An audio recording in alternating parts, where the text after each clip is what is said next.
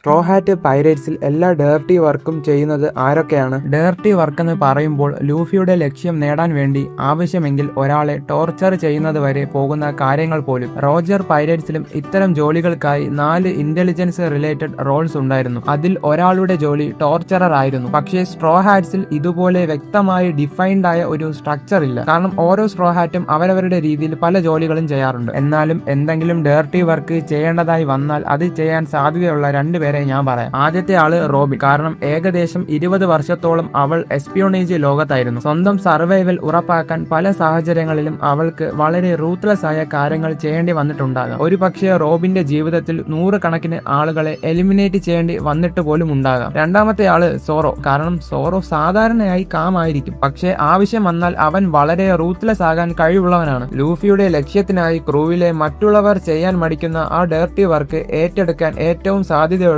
2 പേർ റോബിനും സോറോയും തന്നെയാണ്. Think about that.